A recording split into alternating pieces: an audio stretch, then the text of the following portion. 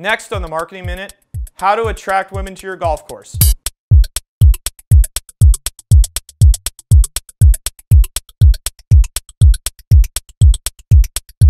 Okay, so we know there's one thing that you guys can always use at your golf clubs, and that's more loyal customers. And according to the Sports and Leisure Group's research done last year, there's actually no more loyal customer than women golfers. Now, according to this research that the Sports and Leisure Group did, it came up with some really interesting findings regarding women golfers.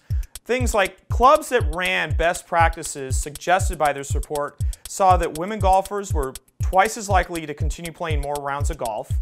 They were twice as likely to spend more money on food and beverage, and clubs that employed the best practices that we're going to talk about here in the Marketing Minute were 29% more likely to see an overall gain in net revenues. I mean, it sounds great, right? You're going to have people that keep coming back, they're spending money on food and beverage, merchandise, playing more rounds of golf. But there's one thing that I found personally with working with women golfers as an instructor is they bring other women golfers with them. They love playing in groups, and that's part of the strategy that we're going to tell you about on how you can get them to come to your course.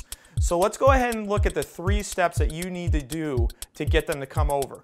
Now, the first step that you need to take in getting women golfers to your course is to make them feel confident about playing at your club. What do I mean exactly? Well, think about this. If you have a course that's, say, 6,600 yards or greater, most golfers can't handle that type of yardage, but women golfers especially stated that that was a problem at most courses that they played. So the first thing that you need to do is add more tee boxes and specifically set the course up to be about 4,500 yards or less. All right, now the second thing you need to do is you need to make women feel comfortable at your golf course. Now what I mean by that is make sure they have their own locker rooms, okay? Don't just leave them for the boys. Make sure they have their own place to change. Make sure that they have adequate apparel and equipment in your golf shop that they can shop for. They will buy it, okay? And also make sure that you have adequate restrooms throughout the golf course and plenty of drinking water out there as well. And the third and final step, and this is probably in some ways the hardest thing to do and the easiest thing to do at the same time, is you need to create an environment at your club that's welcoming for women. Recently, Augusta National finally let women become members at the club, but look how long it took them, and there's still a lot of distrust towards the leadership of that golf club. So what you need to do is, if you're going to try to attract these women and have them spend money at your club, you actually need to believe in what you're doing.